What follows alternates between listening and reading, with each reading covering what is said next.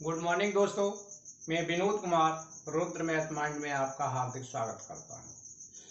ये video intermediate के लिए स्पेशल रूप से बनाए जा रहे हैं, जिसका कारण ये है कि जो मैथ के छात्र हैं इस कोरोना के कारण ना तो स्कूल में ही अपना अध्ययन कर सके हैं और ना कहीं पर अपनी कोचिंग कर सके हैं, जिसके कारण उनका सिलेबस जो है कंप्लीट नहीं हो पा रहा है।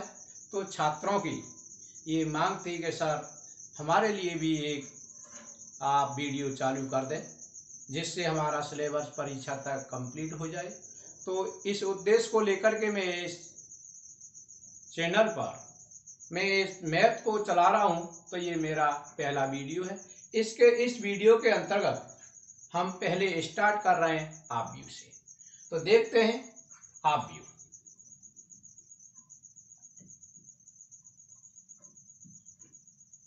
आप व्यू इसे इंग्लिश में कहते हैं मैट्रिक्स।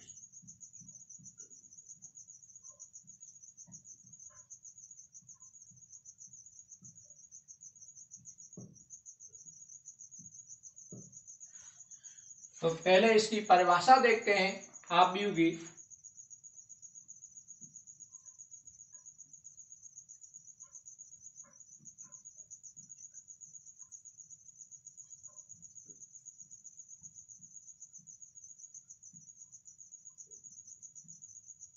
यहाँ पर दोस्तों आपको ध्यान देने की बात यह है कि यहाँ पर MATRICS लिखा है, लेकिन यहाँ पर MATRIX लिखा है। ये अपना जो चैप्टर है उसका नाम है आप व्यू, जो इसका ये बहुवचन है। कहने का अर्थ है यहाँ पर हम जो बहुत सी मैट्रिक्सों का जो क्या करेंगे, अध्ययन करेंगे, और यहाँ पर जो हम परिभाषा दे रहे हैं वो एक के लिए दे रहे हैं। तो मैट्रिक्स की परिभाषा आप अपना कॉपी और पेंसिल निकाल करके आप तैयार रहें, और क्योंकि ये सभी परिभाषाएं अगर मैं लिखूंगा तो काफ़ी टाइम लगेगा और वीडियो भी लंबा होता जाएगा, जिससे मैं कहूँगा कि आप लोग अपना कॉपी और पेंसिल निकाल करके तैयार रखें और मैं बोलता चलूँगा और आप उसको लिखते चलें। लेकिन जो भी आवश्यक होगा उसे मैं लिख करके जरूर बताऊँगा। तो देखिए इसकी परिभाषा में आप व्यू की जो परिभाषा क्या है कि आप व्यू है क्या कि आप व्यू के अंतर्गत आंकड़ों के संकलन को पंक्ति और स्तंभों में लिखते हैं, और पंक्ति और स्तंभों में लिख करके और एक इस रेक्टेंगुलर ब्रैकेट के अंदर क्या कर देते हैं, बंद कर देते हैं। तो इस संरचना को क्या कहते हैं, आप व्यू कहते हैं। तो यहाँ पर मैं परिभाषा लिख रहा हूं, आप व्यू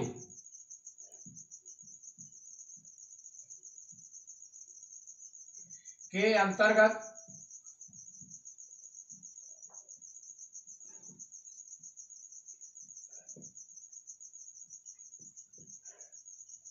आंकड़ों को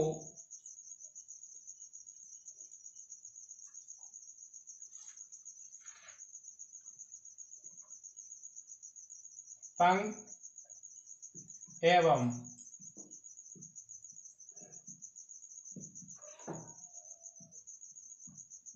स्तंभों में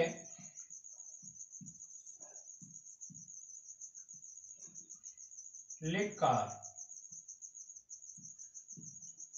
इस कोष्ठक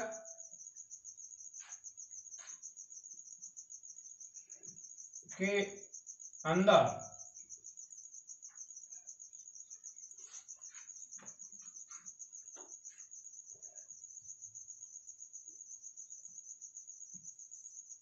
रखने की प्रक्रिया कहना चाहिए, या जो इससे बनी हुई जो संरचना है उसे कहना चाहिए आव्यूह कहलाती है।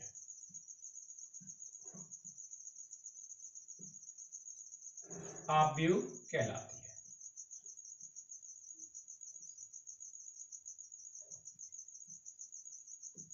है। तो दोस्तों आपने देखा होगा कि आव्यूह है क्या। आव्यूह कुछ भी नहीं है।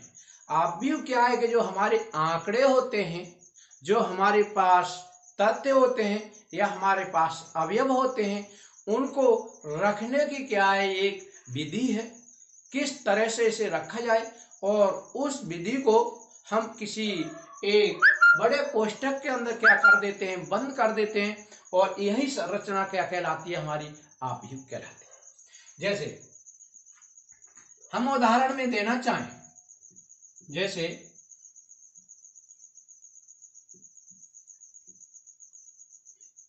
सपोज कीजिएगा a बराबर हमने ये दिया है a11, a12, a13,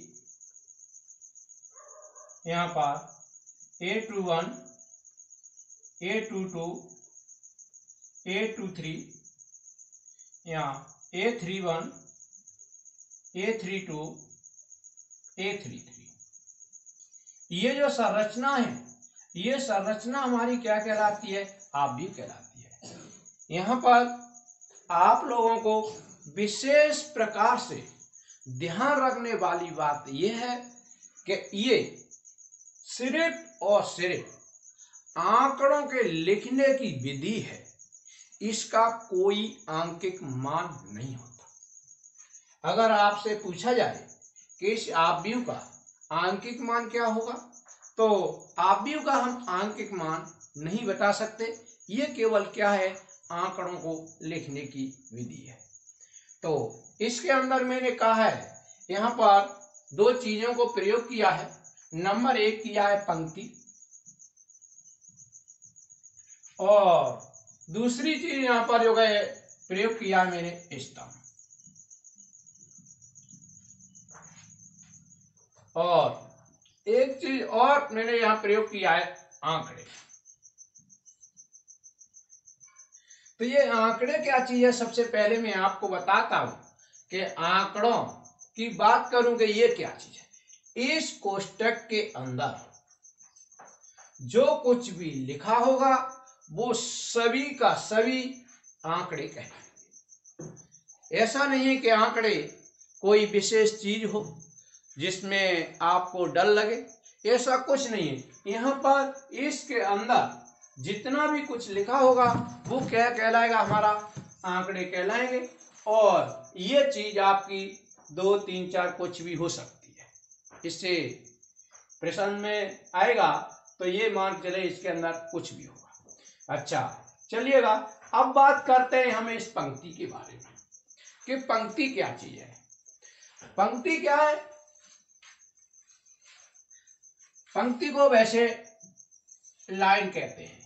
जैसे आप स्कूल में जाते होंगे और जब भी प्रेयर होती है या फिर कभी कभी ग्राउंड पर क्लास भी लगती है, तो आपसे अगर बोला जाता है कि पंक्तियों में खड़े हो जाओ या लाइन में खड़े हो जाओ, वो वही पंक्ति है ये। तो इसमें पंक्ति की बात करें तो ये हमारी जो ये चीज ये हमारी पंक्ति होगी। और इसके अंदर कुल कितनी पंक्ति हैं, इसके अंदर हमारी 3 पंक्ति, पहली पंक्ति, दूसरी पंक्ति, और ये हमारी क्या है, तीसरी पंक्ति। तो ये तो बात रहती है पंक्ति की। अब आती है स्तंभ क्या चीज है। स्तंभ के बारे में आपको बता दें कि जो हमारी खड़ी हुई लाइनें हैं इस तरह की, ये लाइनें हमारी क्या कहलाती हैं, स्तंभ कहलाती हैं। तो हमारी ये लाइन जिसके अंदर ये आपके आंकड़े हैं, ये वाली लाइन जिसमें ये आंकड़े हैं, और ये वाली ये स्तंभ है जिसके अंदर ये आंकड़े। तो कहने का अर्थ यह है जो हमारी क्षैतिज लाइन के अंतर्गत आते हैं उसे हम पंक्ति बोल रहे हैं, जो हमारी ऊर्ध्वाधर लाइन के अंतर्गत आते हैं उसे हम क्या बोल रहे हैं, स्तंभ बोल रहे हैं। तो आपको परीक्षा में यहां से कुछ प्रश्न पूछा जा सकता है। यहां से हमारे सामने ये जो भी आव्यूह लिखा हुआ है, इस आव्यूह से आपको 1 नंबर में प्रश्न पूछा जा सकता है। वो प्रश्न ये पूछा जा सकता है कि आपको कोई भी आव्यूह दे दिया जाएगा और आव्यूह देने के बाद आपसे ये पूछ लिया जाएगा कि बताइएगा निम्नलिखित आव्यूह के अंतर्गत कितनी पंक्ति या कितने स्तंभ हैं। तो आपको ये देख करके इसमें 1 पंक्ति, 2 पंक्ति और ये 3 पंक्ति, कहने का अर्थ है ये गिन करके आप बता देंगे कि दिया गया जो भी आव्यूह है उसके अंदर हमारी 3 पंक्ति। और स्तंभ के बारे में बात करें तो 1 स्तंभ, 2 स्तंभ और 3 स्तंभ। स्तंभ के बारे में बात करें तो हम बता देंगे कि हमारे दिए गए आव्यूह के अंदर 3 स्तंभ। तो इस तरह से आपको मैंने बताया आंकड़ों के बारे में, दूसरा पंक्तियों के बारे में, तीसरा स्तंभों के बारे में। दूसरी चीज ये है कि यहां पर मैंने लिखा है 3x3। ये क्या चीज है, यहां से भी आपका एक प्रश्न बनता है और इसको कहते हैं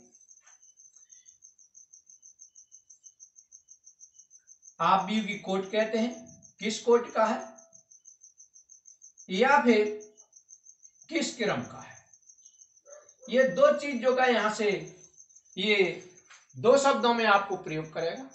इस तरह से कोई आव्यूह दे देगा और आव्यूह देने के बाद आपसे ये पूछ लेगा कि आव्यूह की कोट बताइएगा या आव्यूह का क्रम बताइएगा।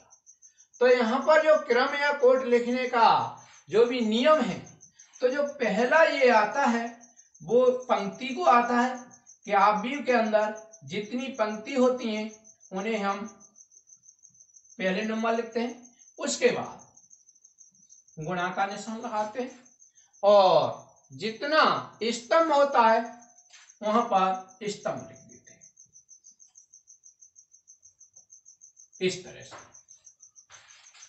कभी कभी इसको सिंपली यहाँ इंटू न लगा करके 333 भी लिख देता है। तो आपको ये ध्यान रखना है, पहला जो हमारा अंक होगा वो हमारा पंक्ति का होगा और दूसरा हमारा किसका होगा, स्तंभ का होगा। तो यहाँ पर हम ये बता सकते हैं कि ये जो हमारा आव्यूह है वो आव्यूह हमारा किस क्रम का है, 3x3 का है। इसके बाद आपसे इसमें ये पूछा जा सकता है कि इसके अंदर कुल कितने अवयव हैं। तो इसके अंदर कितने अवयव हैं, 1 2 3 4 5 6 7 8 9, कुल अवयवों की संख्या कितनी है, 9 है। और ये जो कुल अवयवों की जो संख्या है वो कुल अवयवों की संख्या यहाँ पर इसका जो क्रम है अगर उसका मल्टीप्लीकेशन कर दें उसके बराबर होती है। 3 और 3 का जो मल्टीप्लीकेशन किया हमने कितना आ रहा है, हमारा 9 आ रहा है। तो इसका अर्थ ये है इसमें कितने होंगे, 9 अवयव होंगे। अगर आपसे ये कह दे 3x2 क्रम का कोई आव्यूह है तो उसके अंदर कुल कितने अवयव होंगे, तो 3 और 2 का जो मल्टीप्लीकेशन होगा 6, तो उसके अंदर कितने होंगे, 6 अवयव होंगे। इसमें यहां पर सफिक्स में मैंने 1 लिखा है। इसके बारे में क्या है, मैंने ये बताया कि जो पहला है वो पंक्ति को रिप्रेजेंट करता है और दूसरा मेरा अंक है वो किसको, स्तंभ को करता है। तो इस 1 का अर्थ यह है, इस A11 का अर्थ यह है कि यहाँ पर पहली पंक्ति, ये पहली पंक्ति का और पहले स्तंभ का अवयव है। तो आप देख रहे होंगे यहाँ पर पहली पंक्ति में है ये और पहले स्तंभ में है। इसी तरह से अगर A12 देखें तो इसका अर्थ यह है कि ये पहली पंक्ति का है और दूसरे स्तंभ का अवयव है A12। तो यहाँ पर जो क्रम लिखा होता है उस क्रम से हम ये बता सकते हैं कि ये जो हमारा अवयव है किस पंक्ति में आ रहा है और किस स्तंभ में आ रहा है, आव्यूह में इसका स्थान क्या है। सपोज कीजिएगा मेरा कोई अवयव है A32, अगर मैं ये देखूं A32 अवयव मेरा कहां पर मिलेगा, तो पहला हमारा 3 लिखा हुआ है, तो हमें ये तुरंत ही अनुमान लगा लेना चाहिए या हमको जानकारी होनी चाहिए कि ये जो हमारा अवयव है तीसरी पंक्ति का है। इस पंक्ति में मिलेगा नहीं, दूसरी पंक्ति में मिलेगा नहीं, तीसरी पंक्ति में मिलेगा। तो हमने पंक्ति को सिलेक्ट किया इससे, और 2 बता रहा है हमारा स्तंभ, तो इसका अर्थ है कि ये हमारा दूसरे स्तंभ का है। इस स्तंभ का मिलेगा नहीं, दूसरे स्तंभ का होगा, तो ये हमारा अवयव ये रखा हुआ। तो कहने का अर्थ यह है कि यहाँ पर किसी भी अवयव के नीचे अगर उसका क्रम लिखा हुआ है तो हम उस अवयव को बता सकते हैं कि आव्यूह के अंदर ये अवयव कहां पर होगा। तो दोस्तों ये तो थोड़ा मैट्रिक्स की परिभाषा के ऊपर और उससे थोड़ी सी जानकारी थी, लेकिन अब देखते हैं आगे इसके अंतर्गत के आखिर आव्यूह के प्रकार क्या है। तो हेडिंग डाल लीजिएगा आव्यूह के प्रकार।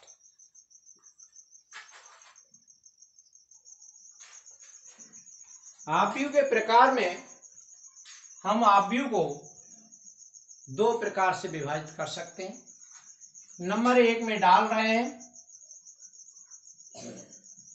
पंक्त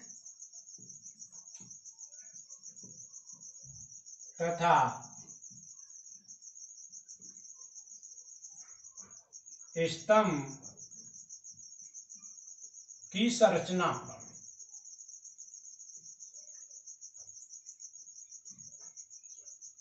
संरचना के अनुसार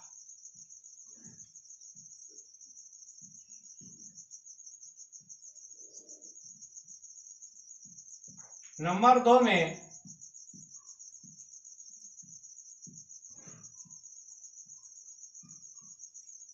अवयवों की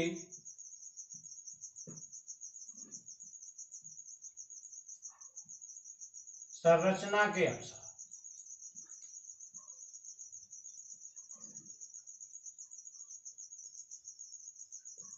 दोस्तों तो सबसे पहले हम उठाते हैं पंक्ति तथा स्तंभ की संरचना के अनुसार हमारे आव्यूह को कितने भागों में बांटा गया। तो हेडिंग डाल दीजिएगा पंक्ति तथा स्तंभ की संरचना के अनुसार। नंबर 1 देखिए यहां पर मैं एक आव्यूह आपको बना रहा हूं A11 A12 कहने का अर्थ यहाँ पर A1 A21 A22 यहाँ पर A2 AM1 AM2 यहाँ पर AM है। देखिए दोस्तों यहाँ पर जो मैंने आव्यूह बनाया है लिखा है, इसमें A11 ये हमारी पहली रो है। अगर पहली रो है तो पहला जो नंबर होगा इस रो के अंतर्गत हमेशा बना, और जो दूसरा नंबर हमारा स्तंभ का है वो बदलता रहेगा।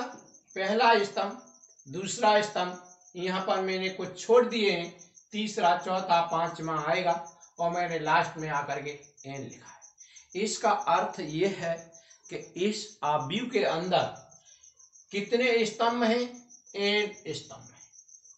और इसी प्रकार से अगर देखा जाए यहाँ पर ये हमारी पहली रो हो गई, ये हमारी दूसरी रो हो गई।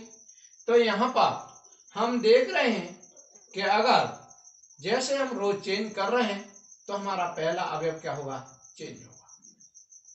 तो यहाँ पर पहली रो, दूसरी रो और भी रो इसमें छूटी हुई है। तो यहाँ पर जो अंतिम रो है वो हमारी एम बी रो। तो इसका अगर हम क्रम लिखें तो यहाँ पर रो कितनी है, यहाँ पर पंक्ति कितनी है, हमारी एम है, और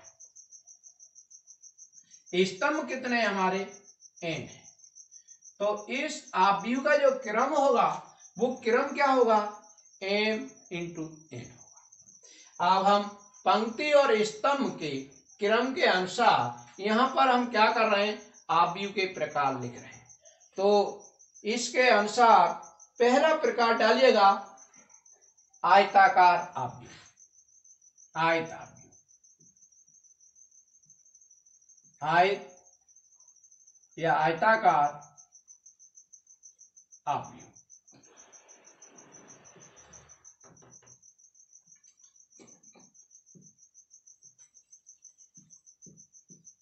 आपने दोस्तों आयतों के बारे में पढ़ा होगा। आयत की जो संरचना होती है वो इस तरह की होती है,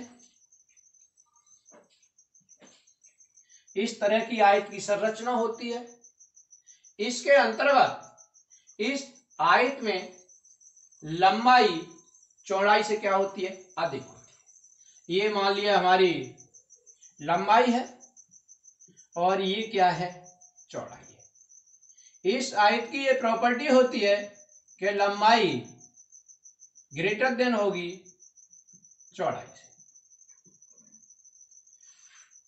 तो इसमें भी अगर इसकी हम लंबाई लें, इसकी लंबाई इधर ले लें और चौड़ाई ये लें, यहां पर अगर ये कर दें तो ये एक आयत बन जाएगा।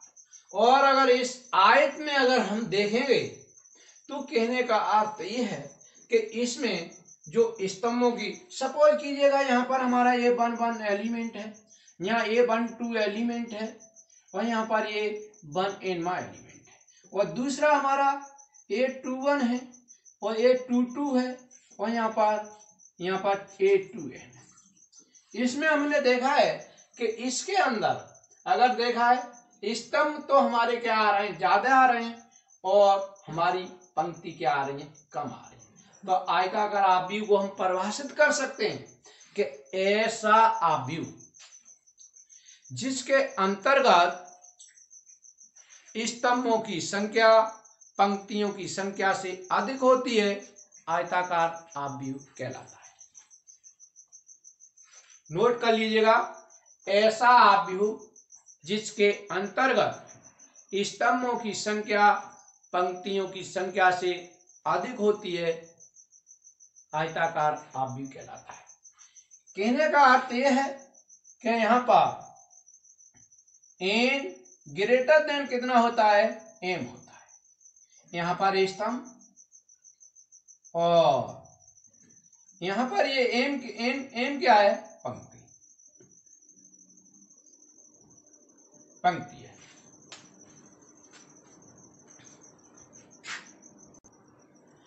अगर इसके उदाहरण की बात करें, इसके एग्जाम्पल की बात करें, तो यहां पर मैं आपको उदाहरण लिख रहा हूं।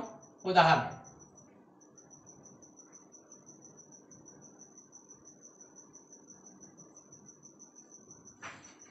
यहां पर 3, 2, 5, 1, 6, 8। यहां पर देख रहे हैं कि अगर ये जो अवयव है इस पर अगर आप लाइन ड्रॉ कर दें तो एक आयत जैसी संरचना बन जाएगी। और इसी के कारण इसका नाम क्या रखा गया है, आयताकार आव्यूह रखा हुआ है। तो इसमें हम देख रहे हैं पहली पंक्ति, दूसरी पंक्ति, पंक्तियों की संख्या कितनी है, 2, और एक स्तंभ, 2 स्तंभ, 3 स्तंभ, और स्तंभों की संख्या हमारी कितनी है, 3। तो यहाँ पर स्तंभ में ये है 3 है और पंक्ति कितनी है, 2। तो स्तंभों की संख्या क्या है, हमारी पंक्तियों से कितनी ज्यादा है। तो इस आव्यूह को क्या कहेंगे हम, आयताकार आव्यूह कहेंगे। चलिए अगला नोट कीजिएगा, आयताकार आव्यूह के बाद हमारा दूसरा है वर्ग आव्यूह।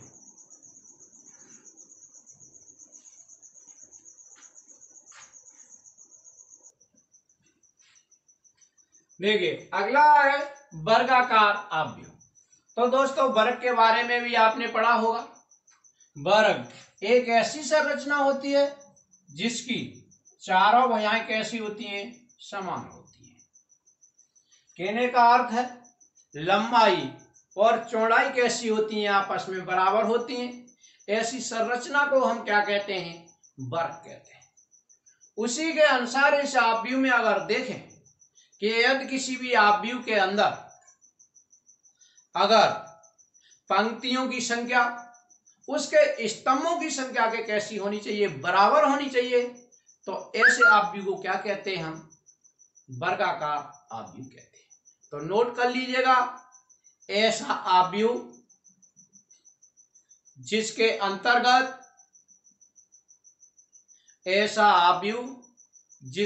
अंतर्गत पंक्तियों की संख्या स्तंभों की संख्या के बराबर होती है, तो ऐसे आव्यूह को क्या कहते हैं, हम वर्गाकार आव्यूह कहते हैं। और इसके उदाहरण के लिए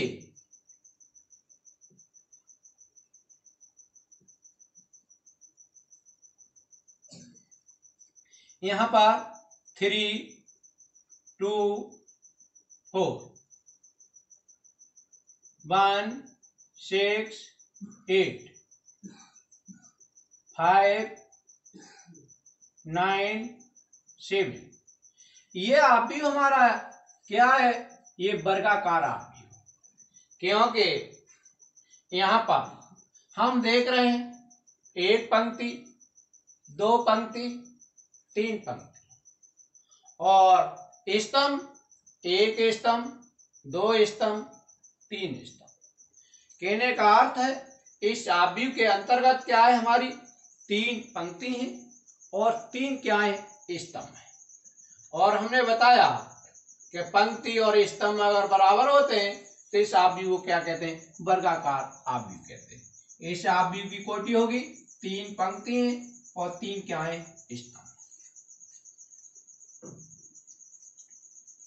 इसमें लिख सकते हैं एम बराबर क्या होगा, एन। पंक्तियों की संख्या स्तंभों की संख्या के बराबर होगी, ऐसे आव्यूह को क्या कहेंगे, हम वर्गाकार आव्यूह कहते हैं। चलिए हेडिंग डालिएगा अगली।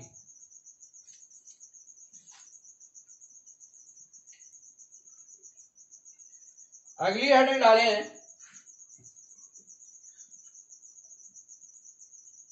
पंक्ति आव्यूह। नंबर 3 पर पंक्ति आव्यूह।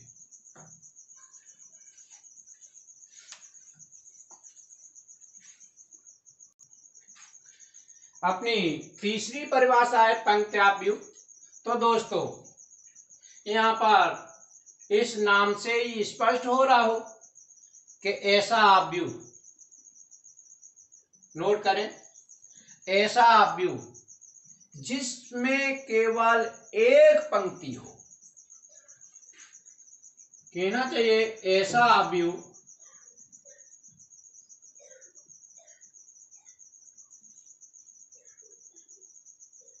जिसमें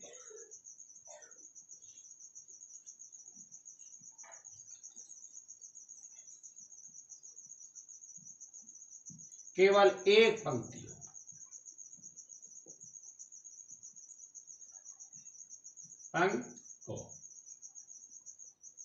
अर्थात एम दिस इक्वल टू कितना होना चाहिए, 1। और एन को डिफाइन नहीं किया है, स्तंभ को, स्तंभ कितने भी हो सकते हैं। क्या कहलाता है, हमारा पंक्ति आव्यूह कहलाता है। पंक्ति आव्यूह कहलाता है।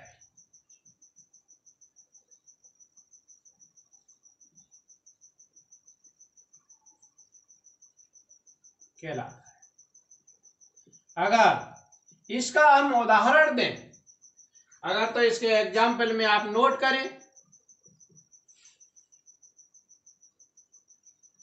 कोई आप व्यू दे रहे हैं जिसमें हमें पंक्ति एक ही लिखनी है, तो A11, A12, A13 dot dot यहाँ पर A1 है। इसमें सिर्फ एक ही पंक्ति है, इस वजह से इस आप व्यू का जो नाम रखा गया है वो नाम रखा गया है पंक्ति आप व्यू। और अगर इसकी कोटि के बारे में बात करें या क्रम के बारे में बात करें, तो मैंने आपको बताया इसका क्रम लिखते समय पहले हम लिखते हैं पंक्तियों की संख्या, तो इसमें हमारी पंक्ति है वो सिर्फ एक है, तो यहाँ पर एक आएगा। और इंटू देखते हैं इसके अंदर स्तंभ कितने हैं, 1, 2, 3 और यहाँ पर n, कुछ स्तंभ छूटे हुए हैं, तो n।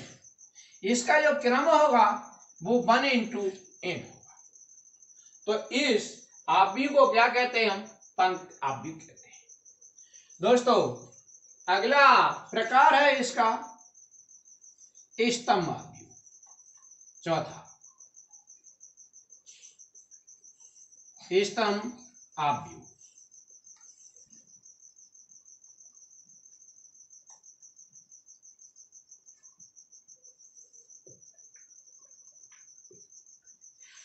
इस नाम से भी यहां पर आपको स्पष्ट हो रहा होगा कि स्तंभ आव्यूह क्या है। स्तंभ आव्यूह एक ऐसा आव्यूह है जो एक तरह से स्तंभ सा कैसा होना चाहिए, खड़ा होना चाहिए।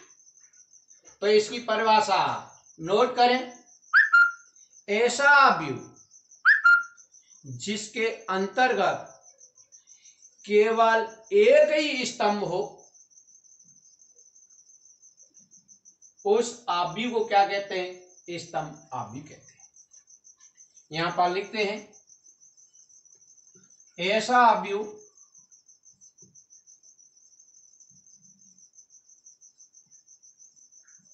जिसमें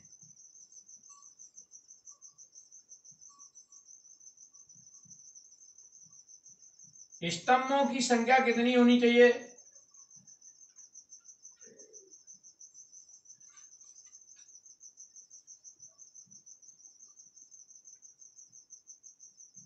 एक हो, स्तंभ आव्यूह कहलाता है।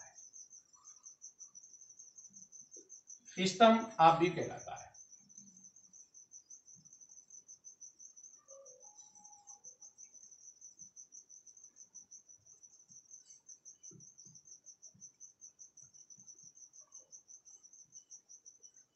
कहलाता है।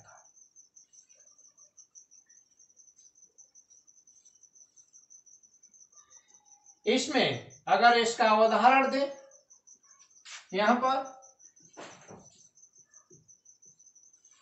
तो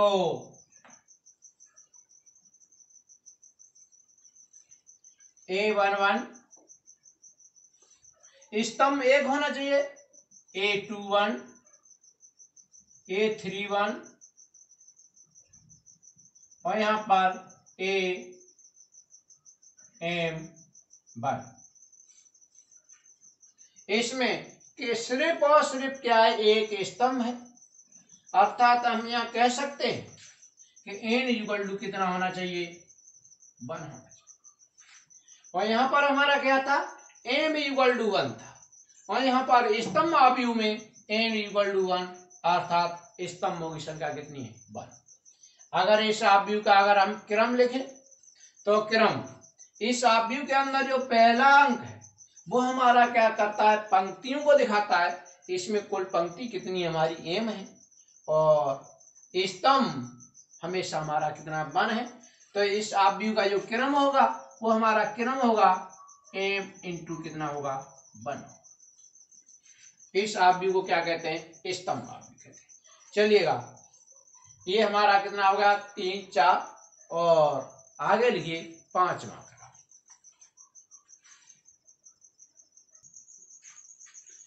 अगला है 5वां। तो दोस्तों अगला हेडिंग डालिएगा क्षैतिज आव्यूह। नोट करें, ऐसा अवयव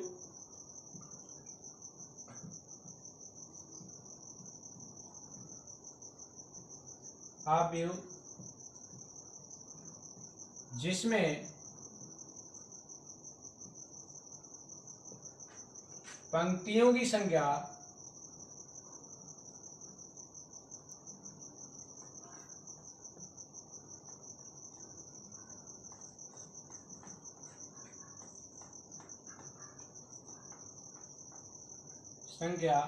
स्तंभों से क्या होती है, कम होती है।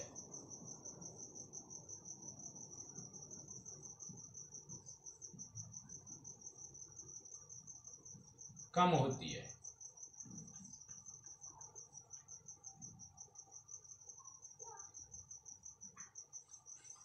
क्षैतिज अवयव कहलाता है।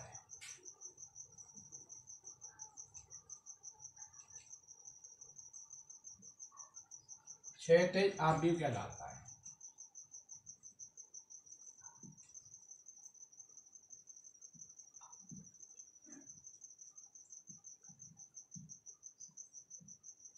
कहलाता है अर्थात हम लिख सकते हैं इसमें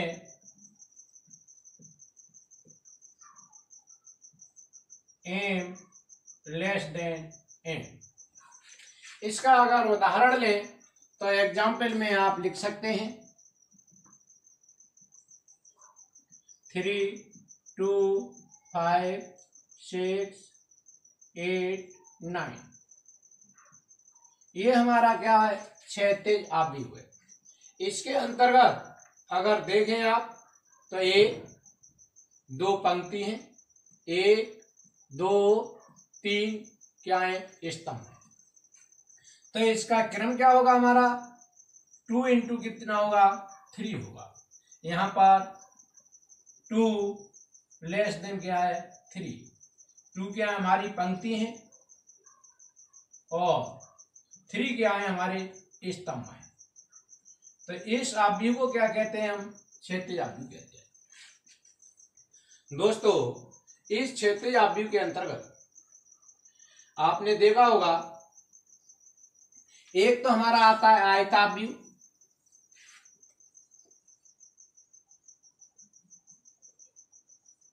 आयतावयव,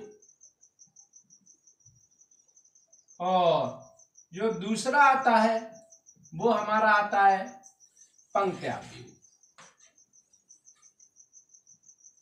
पंक्त्यावयव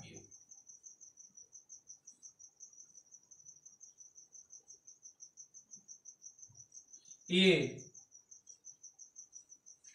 आयतावयव और पंक्त्यावयव दोनों ही अवयव कैसे हैं, हमारे क्षैतिज अवयव। तो अगली हेडिंग डालिएगा ऊर्ध्वाधर अवयव।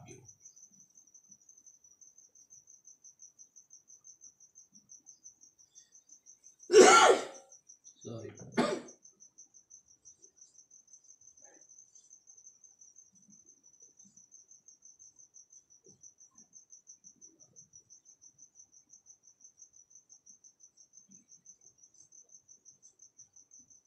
ऊर्ध्वाधर अवयव।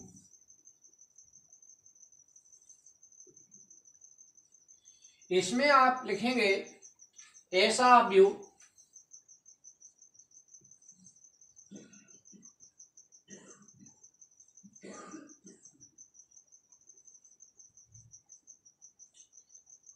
जिसमें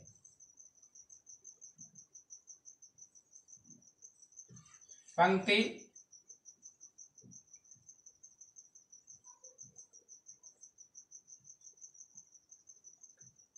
स्तंभों से अधिक होती है।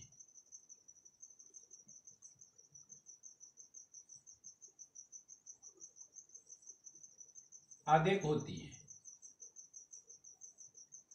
यहाँ पर, अर्थात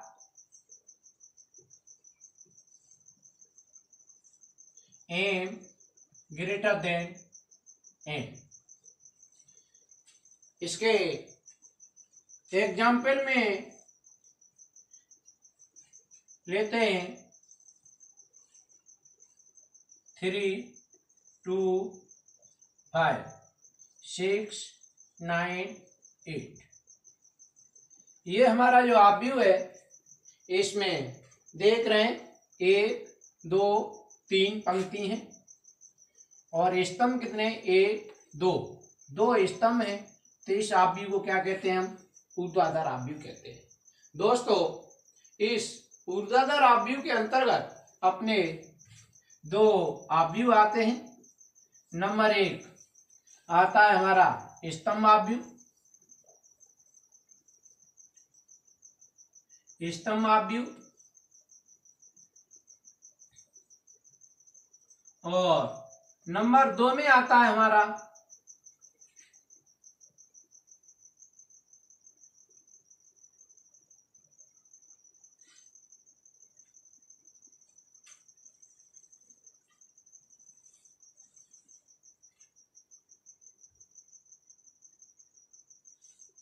एक आता है अपना स्तंभ आव्यूह और दूसरा आता है अपना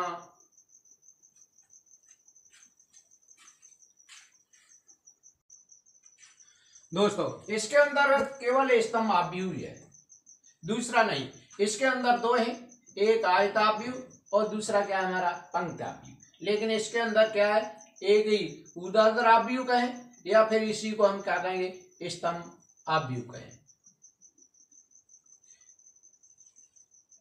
स्तंभ आव्यूह के अंदर अपना केवल एक ही क्या होता है स्तंभ होता है, लेकिन इस ऊर्ध्वाधर आव्यूह के अंदर इसमें एक से ज्यादा स्तंभ होंगे। ये इसमें अंतर है। इसका क्रम क्या होगा 1 2 3 3x1 का होगा। अच्छा ये हमने जो वर्गीकरण देखा है इनका, ये वर्गीकरण ये पंक्ति और स्तंभ के आधार पर था, लेकिन अब आगे को इनका वर्गीकरण हम देखते हैं अवयवों के आधार पर। तो हेडिंग डाल लीजिएगा कि आव्यूह का अवयवों के आधार पर वर्गीकरण।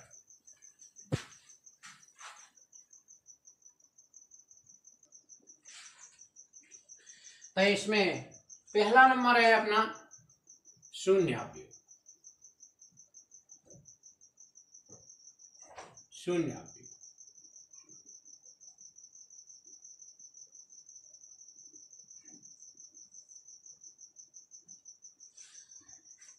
लिखें। इसके अंतर्गत ऐसा आव्यूह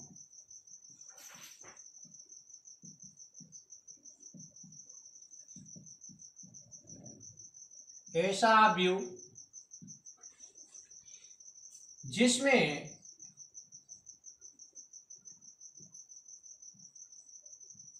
प्रत्येक अवयव कैसा होना चाहिए शून्य हो।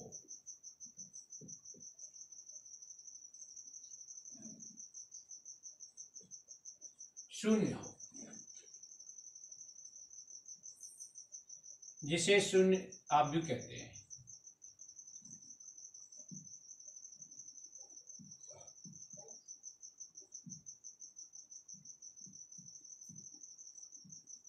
आव्यूह कहते हैं।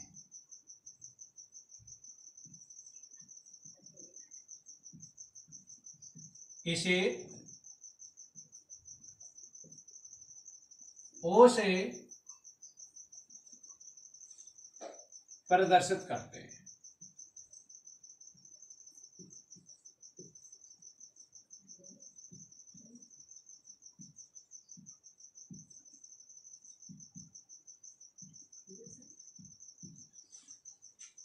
इसका उदाहरण लें एग्जाम्पल में, तो आपको ऐसा आव्यूह बनाना है जिसका प्रत्येक अवयव क्या होना चाहिए 0 होना चाहिए। और इसे किससे रिप्रेजेंट करते हैं ओ से। इस आव्यूह को क्या कहते हैं हम शून्य आव्यूह कहते हैं। अगर इसका क्रम या इसकी कोटि नोट करें हम तो 1 2 रो हो गई और इसके अंदर कॉलम होंगे 1 2 3 कॉलम होंगे। तो इसकी कोटि 2x3 है और 2x3 कोटि का ये क्या है शून्य आव्यूह। इसी में दूसरा नंबर है हमारा विकर्ण आव्यूह।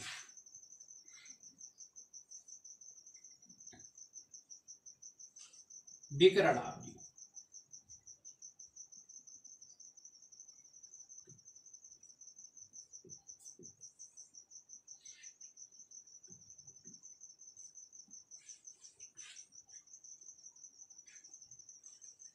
इसमें नोट करें ऐसा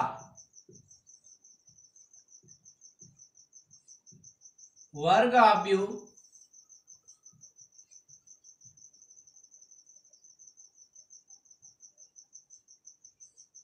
जिसमें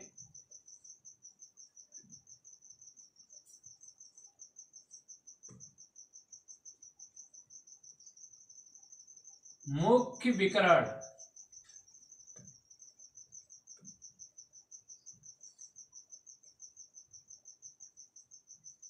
के अवयवों को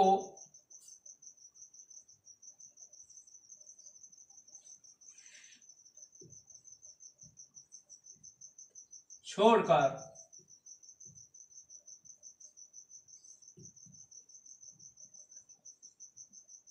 शेष अवयव क्या हो? शून्य हो।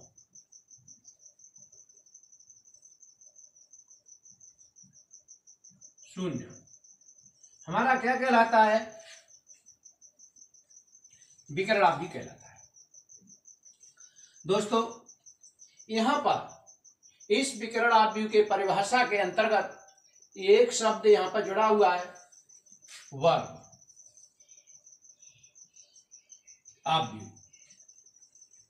तो कहने का अर्थ यह है कि जितने भी विकर्ण आव्यूह होंगे वे सारे के सारे आव्यूह हमारे वर्ग आव्यूह होंगे। वर्ग आव्यूह की कैटेगरी का ही हमारा क्या होता है? विकर्ण आव्यूह होता है। और अन्य हमने आए, क्षैतिज, ऊर्ध्वाधर, स्तंभ, जो भी हमने प्रकार पढ़े थे उसमें विकर्ण आव्यूह नहीं होगा। अगर आपको ये बोल दिया जाता है, विकर्ण आव्यूह के बारे में अगर बात की जाती है, तो आप लोगों को ये समझ लेना चाहिए कि ये निश्चित रूप से क्या होगा? हमारा वर्ग आव्यूह होगा। उदाहरण में देखते हैं एग्जाम्पल।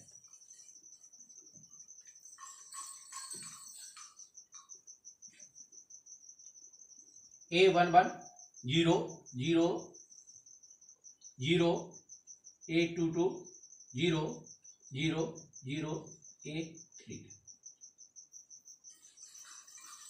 तो ये हमारा आव्यूह है जिसके अंदर 3 रो हैं और 3 स्तंभ हैं।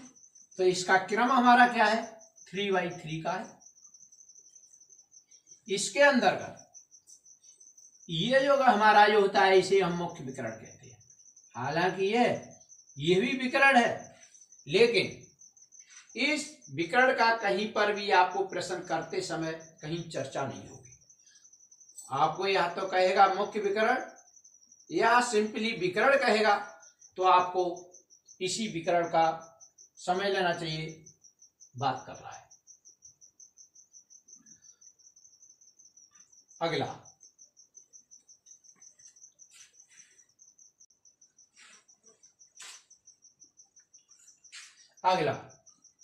अगला लाजिएगा आदेश आव्यूह।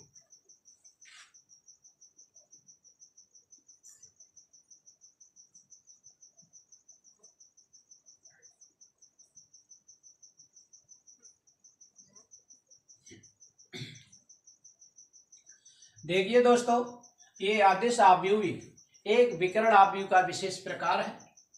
तो नोट करें, ऐसा विकर्ण आव्यूह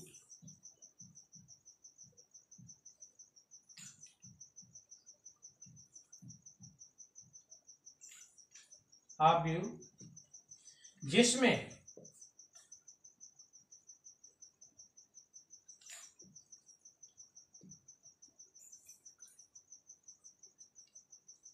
मुख्य विकर्ण के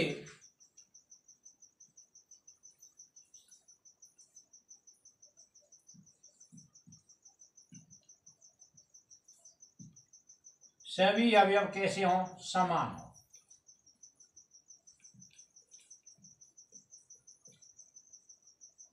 समान क्या कहलाता है? आदेश अवयव कहलाता है। उदाहरण के लिए यहां पर आपको ये पता होना चाहिए, आदेश अवयव एक विकर्ण अवयव का क्या है? विशेष प्रकार है। तो आदेश अवयव भी हमारा कैसा होगा? वर्ग अवयव ही होगा, क्योंकि विकर्ण अवयव क्या होता है? हमारा वर्ग अवयव होता है, और विकर्ण अवयव का ही एक आदेश अवयव एक विशेष प्रकार है, तो आदेश अवयव भी क्या होगा? हमारा वर्ग अवयव होगा। तो लेकिन अंतर क्या है कि विकर्ण के जितने भी अवयव हैं वो कैसे होने चाहिए? समान होना चाहिए। उदाहरण के लिए 4 0 0 0 4 0 0 0 4। इसके अंतर्गत देख रहे हैं जो मुख्य विकर्ण के ये अवयव हैं, ये सभी के सभी विकर्ण कैसे होने चाहिए? समान होने चाहिए। अगर ये समान होते हैं तो ऐसे अवयव को क्या कहते हैं? आदेश अवयव कहते हैं। इस अवयव की अगर हम क्रम लिखें 1 2 3, 3 पंक्ति हो गई और 3 ही क्या होंगे? इसमें स्तंभ होंगे, क्योंकि ये अवयव हमारा कैसा है? वर्ग अवयव है। तो अगला हेडिंग डालें, आदेश अवयव के अलावा इकाई या तत्समक अवयव।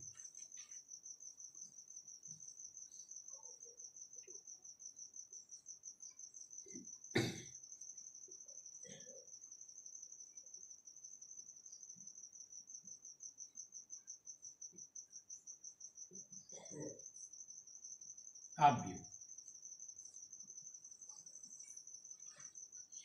इसकी परिभाषा नोट करें, ऐसा वर्ग अवयव, ऐसा विकर्ण अवयव, ऐसा विकर्ण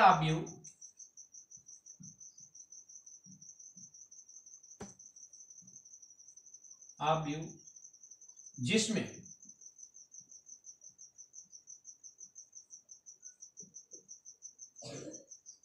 मुख्य विकर्ण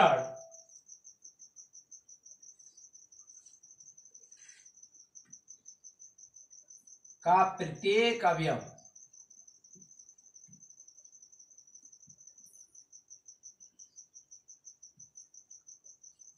एक हो। तो ऐसे अवयव को क्या कहलाते हैं? इकाई या तत्समक अवयव कहते हैं।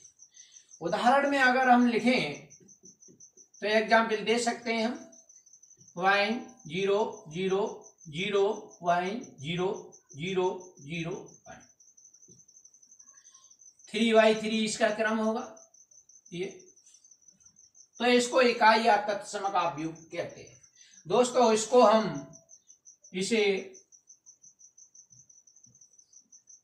आई से प्रदर्शित करते हैं।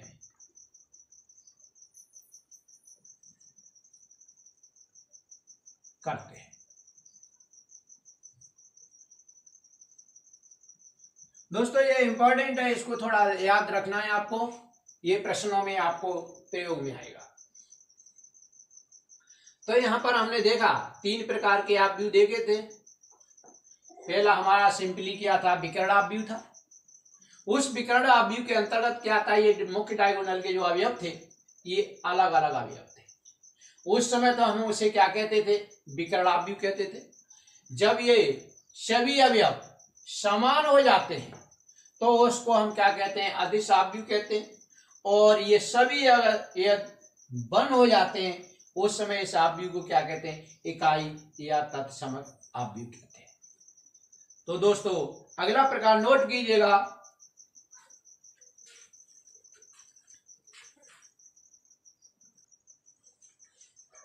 अगला प्रकार है ऊपरी त्रिभुज अवयव।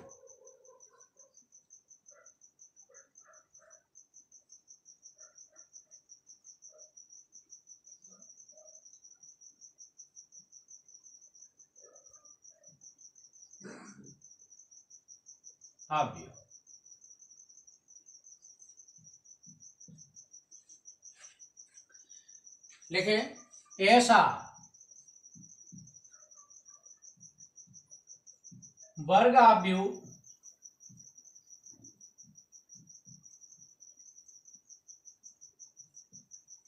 जिसमें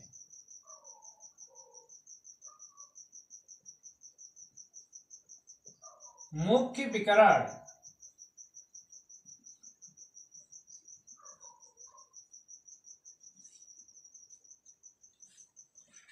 के नीचे के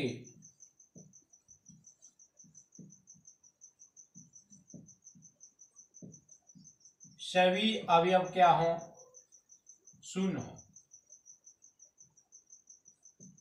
शून्य क्या कहलाता है? ये ऊपरी त्रिभुज आव्यूह कहलाता है। एग्जाम्पल में अगर हम नोट डालें यहां तो यहां लिख सकते हैं A11, A12, A13, 0, A22, A23, 0, 0 और A33। कहने का अर्थ ये है कि ये जो हमारा ऊपरी त्रिभुज आव्यूह है इसमें ये हमारा मुख्य विकर्ण है और मैंने लिखाया है मुख्य विकर्ण के नीचे के सभी अवयव शून्य हो। तो इस मुख्य विकर्ण से नीचे जितने भी अवयव हैं ये क्या है? शून्य है। और इसका अगर इन अवयवों को अगर मिलाएं तो हम देख रहे हैं एक त्रिभुज बन रहा है। वो कहाँ बन रहा है? ऊपर बन रहा है। इस वजह से इस आव्यूह को ऊपरी त्रिभुज आव्यूह कहते हैं। अगला प्रकार निम्न त्रिभुज आव्यूह।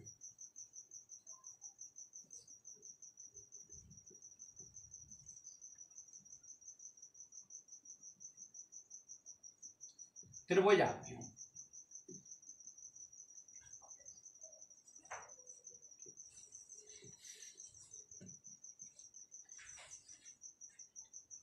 ऐसा वर्ग आव्यूह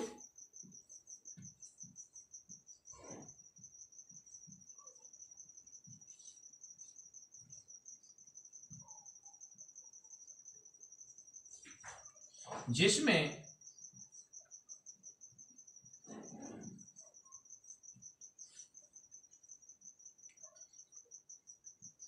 मुख्य विकर्ण के ऊपर के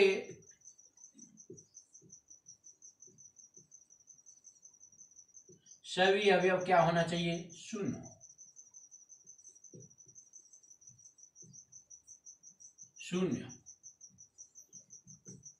क्या कहलाता है? निम्न त्रिभुज आव्यूह कहलाता है। एग्जाम्पल में अगर नोट करें हम तो हम देखेंगे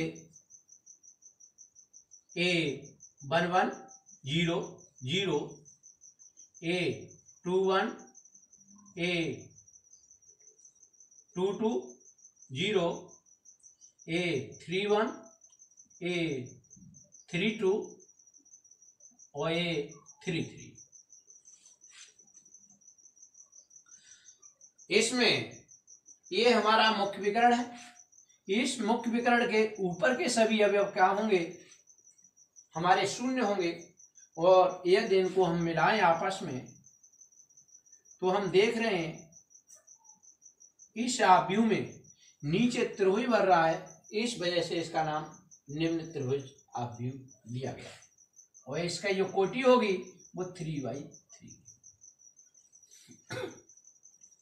तो दोस्तों हमने अभी तक आव्यूह के प्रकार के बारे में पढ़ा है। एक तो हमने स्तंभ और पंक्ति के आधार पर उसका वर्गीकरण देखा और दूसरा वर्गीकरण हमने देखा अवयवों के आधार पर। अब इससे संबंधित कुछ प्रश्न है वो देखते हैं और अगले वीडियो में हम आपकी जो एक्सरसाइज है एनसीईआरटी पैटर्न पे आपका जो गणित है उसकी हम एक्सरसाइज को हम हल करेंगे। लेकिन आज हम अभी इससे संबंधित कुछ रिवीजन कराते हैं जिससे आपको किस प्रकार के प्रश्न पूछे जाएंगे उसकी जानकारी हो।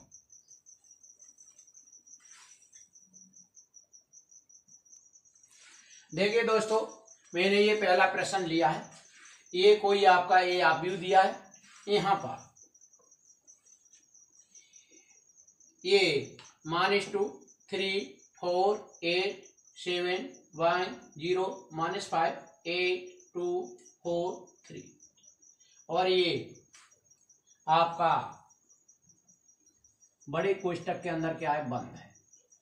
अब तो इसमें इन्होंने पूछा है ए में कितनी अवयव है।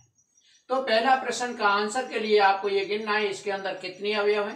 तो गिनते हैं 1 2 3 4 5 6 7 8 9 10 11 12। तो इसके अंदर कितने अवयव हैं? तो पहले का आंसर हो जाएगा 12। दूसरे में पूछा है कि ए में कितनी पंक्ति है। तो दोस्तों मैंने यह परिभाषा लिखाई थी पंक्ति आव्यूह की। तो इस तरह से जो हमारी पंक्ति होती है उसे पंक्ति कहते हैं। तो एक पंक्ति, दो पंक्ति और तीन पंक्ति। तो इसमें कितनी पंक्ति है? तो पंक्तियों की जो संख्या होगी वो हमारी कितनी होगी? 3 होगी। अगला है ए में कितने स्तंभ हैं। ये स्तंभ कहलाते हैं 1 2 3 4। तो ए में कितने स्तंभ होंगे? इसके अंदर हमारे 4 स्तंभ होंगे। अगला है ए का क्रम क्या है। ए का क्रम क्या है? तो मैंने बताया क्रम या कोटि के बारे में बात करेगा। तो पहले हम पंक्ति लिखते हैं और फिर क्या लिखते हैं? स्तंभ लिखते हैं। तो 1 2 3 3 पंक्ति हो गई, 1 2 3 4 स्तंभ हो गए। तो इसका जो क्रम होगा वो 3×4 का होगा। इसका आंसर ये होगा। अगला प्रश्न है A22 A31 अवयव क्या है। तो मैंने आपको बताया A22 अगर निकालते हैं तो मैंने बताया जो पहला अवयव है ये जो हमारा पंक्ति को डिनोट करेगा। इसका अर्थ है दूसरी पंक्ति में चलना है, इसमें इस पंक्ति में, और दूसरे स्तंभ में चलना है। पहला स्तंभ दूसरे स्तंभ में चलना है। तो ये जो अवयव है ये हमारा A22 अवयव होगा। तो ये कितना होगा? हमारा 1 होगा। अगला है A31 पूछा है। तो इसका अर्थ है तीसरी पंक्ति में चलना है, 1 2 3 में। इस पंक्ति में चलना है और पहले स्तंभ में चलना है। तो पहला स्तंभ ये है।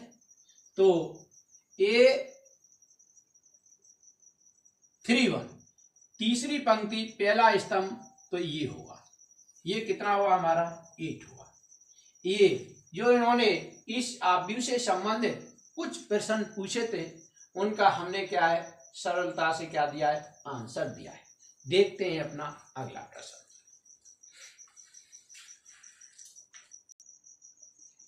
देखिए दोस्तों, अपना अगला प्रश्न है यदि किसी आव्यूह में 12 अवयव हों तो संभव कोटियों की संख्या होगी। तो दोस्तों मैंने ये बताया आपको कि अवयवों की संख्या होती है वो क्या होता है, उसके कोटियों का गुणा होता है। तो हमें कोटियों की संख्या ज्ञात करने के लिए हमें इतने पेयर जो क्या हमें ढूंढने होंगे जिनका गुणा कितना आना चाहिए? 12। तो देखिए चलते हैं। हमारा पहला है कि 1 गुणा 12 कर सकते हैं। कहने का अर्थ यह है ऐसा आव्यूह बन सकता है जिसमें एक पंक्ति हो और 12 क्या होने चाहिए? स्तंभ। दूसरा हमारा बन सकता है 2 × 6। ये बन सकता है क्योंकि इसका मल्टीप्लीकेशन भी कितना आएगा? 12 आएगा, और इसका भी कितना आएगा? 12 आएगा। तो दूसरा हमारा क्रम ये हो सकता है, कोटि ये हो सकती है जिसमें 2 पंक्ति हो और 6 क्या होना चाहिए? स्तंभ होना चाहिए। तीसरा हमारा ये बन सकता है 3 × 4। ये भी 12 आएगा। तो इसमें क्या है कि हमारी 3 पंक्ति होंगी और 4 क्या होंगे, स्तंभ। और चौथा हमारा बन सकता है 4 into 3। इस क्रम में क्या होगा हमारा, इसमें हमारा 4 पंक्ति होंगी और 3 क्या होंगे, स्तंभ। और अगला हमारा 5 का गुणा किसी के साथ करें 12 आएगा नहीं, तो ये होगा नहीं। अगला बन सकता हमारा 6 into 1, 6 into 12, this equal to 6 into 2 this equal to 12। 6 पंक्ति होंगी और 2 क्या होनी चाहिए, स्तंभ होना चाहिए। 7 के साथ बनेगा नहीं, 8 के साथ बनेगा नहीं, 9 के साथ बनेगा नहीं, 10 के साथ बनेगा नहीं, ना 11 के साथ, फिर बनेगा 12 into 1, और ये भी हमारा 12 होगा। तो हमने देखा कि जो कोटियों की संख्या होगी 1 2 3 4 5 6 प्रकार की कोटि बन सकती हैं, जिनसे ऐसा अवयव हमारा बन सकता है जिसमें अवयवों की संख्या कितनी हमारी 12 है। और ये कोटि क्या है या क्रम क्या है, वो हमने ये लिखे हुए, ये 6 क्रम या 6 कोटि होंगी। देखते हैं अपना अगला प्रश्न।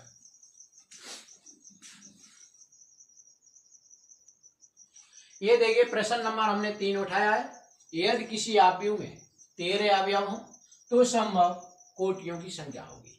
दोस्तों यहाँ पर अगर हम 1 और 13 का गुणा करें तब भी 13 आएंगे,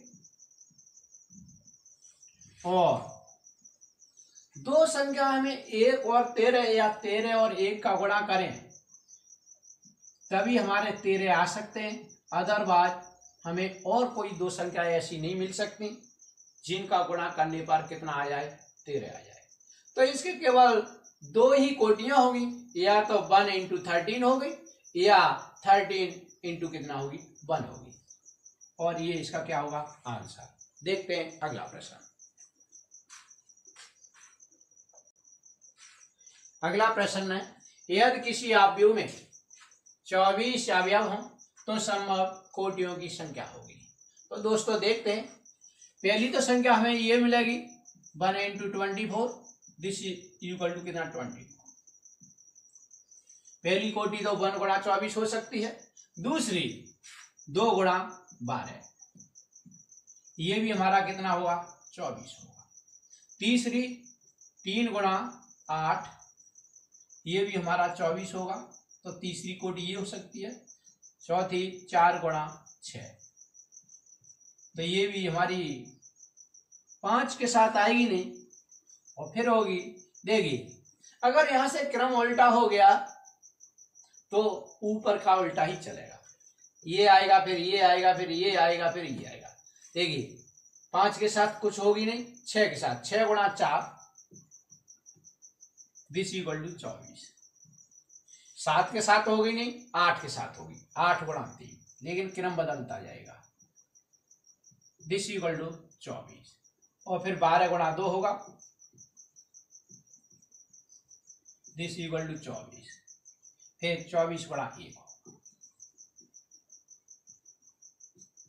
तो इसमें संभव कोटि होगी, कोटियों की संख्या होगी 1 2 3 4 5 6 7 8 प्रकार की कोटि हो सकती हैं। जो ये देखिए दोस्तों, आज मैंने आप लोगों को इस वीडियो के अंतर्गत अवयव की परिभाषा, उसका वर्गीकरण और मैंने कुछ प्रश्न अपनी तरफ से आपको रिवीजन के लिए कराए, जिससे मैंने जो परिभाषा है आपको बताई थी वो क्लियर हो जाए।